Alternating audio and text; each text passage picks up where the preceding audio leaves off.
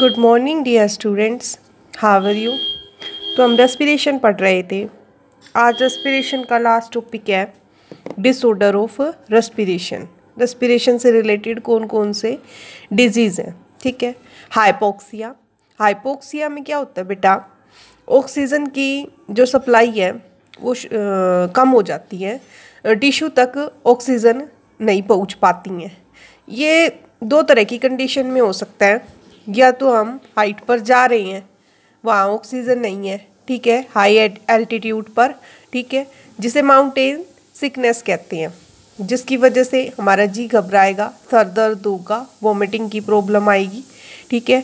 Next ये condition कब arise होगी, जब रिड्यूस ऑक्सीजन कैरिंग कैपेसिटी हो जाएगी ब्लड के अंदर, आयरन की कमी हो जाएगी। हीमोग्लोबिन बताया था ऑक्सीजन को कैरी करता है, अगर वो ऑक्सीजन को कैरी ना कर पाए, ठीक है, हीमोग्लोबिन की कंसंट्रेशन जो है ब्लड के अंदर कम हो जाए, तो उसकी वजह से क्या डिजीज़ हो जाती है, एनीमिया। और एनीमिया हो जाता है, ठीक है, ऑक्सीजन कैरिंग कैपेसिटी ख़त्म हो जाती है, और ये कार्बन मोनोऑक्साइड की वजह से भी हो सकता है, ठीक है। तो इस कंडीशन को क्या कहते हैं बेटा, हाइपोक्सिया, जो किसकी वजह से होती है, जब ऑक्सीजन की शॉर्टेज हो जाती है टिश्यू के अंदर, ठीक है।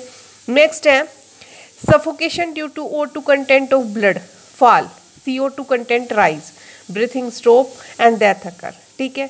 बेटा ये कंडीशन कब अराइज होती है, जब हमें फील होता है सफोकेशन लाइक, ठीक है, तब भी क्या होता है, ऑक्सीजन जो है वो ब्लड में कम हो जाती है और CO2 का जो कंटेंट है वो बहुत ज़्यादा राइज हो जाता है, जिसकी वजह से ब्रीथिंग जो है स्टॉप हो जाती है, ठीक है।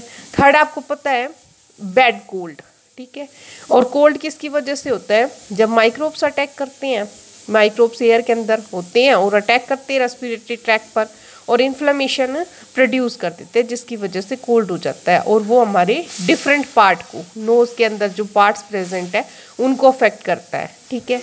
नेक्स्ट है ब्रोंकाइटिस, इंपॉर्टेंट डिजीज़ है।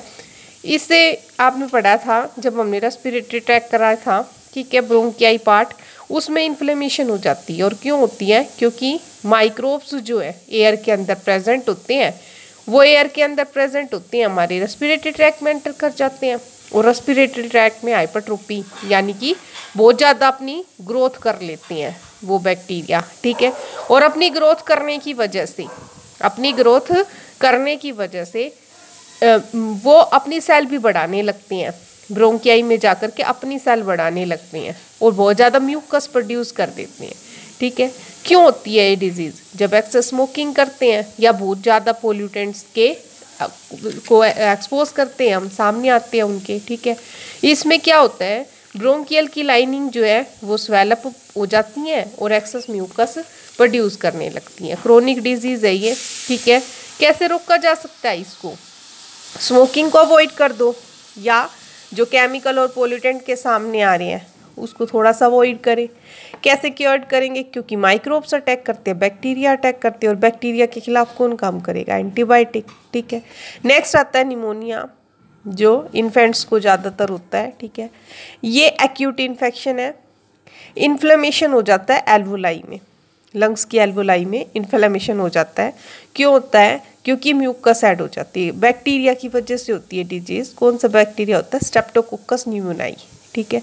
इस बैक्टीरिया की वजह से ये डिजीज़ हो जाती है, बहुत ज़्यादा म्यूकस प्रोड्यूस कर जाती है ताकि उसमें एयर फिल ना हो, ठीक है, अच्छे से फ्रेश एयर जा ना पाए, जिसकी वजह से होता है ये निमोनिया, ठीक।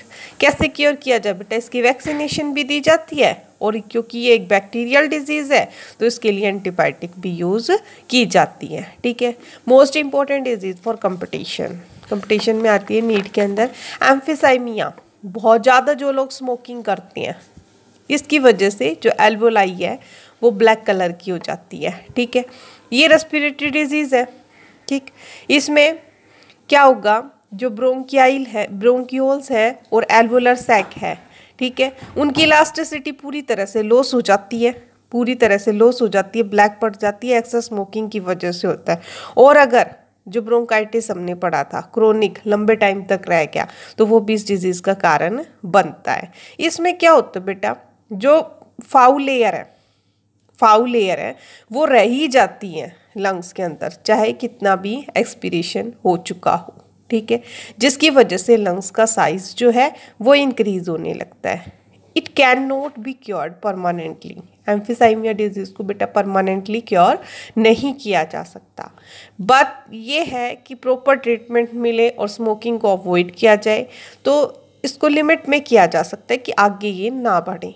ठीक है, नेक्स्ट है ऑक्यूपेशन रेस्पिरेटरी डिसऑर्डर। ठीक है, इसमें क्या होता है बेटा, जो लोग पत्थर की इंडस्ट्री, स्टोन इंडस्ट्री में, कॉटन इंडस्ट्री में काम करते हैं उनको हो जाती है, फाइबर निकलते हैं कॉटन से, ठीक है, पत्थर से वो चूना सा जो बुरादा सा निकलता है उसकी वजह से वो लंग्स में जाकर के इकट्ठा हो जाता है, जिससे उन्हें ये रेस्पिरेटरी डिसऑर्डर हो जाते हैं। क्या क्या हो जाते हैं बेटा, सिल्कोसिस हो जाती है, एस्बेस्टोसिस हो जाती है, जो स्टोन की इंडस्ट्री में काम करते हैं, जो सिल्क की इंडस्ट्री में काम करते हैं सिल्कोसिस हो जाती है, जो कॉटन फाइबर की इंडस्ट्री में काम करते हैं।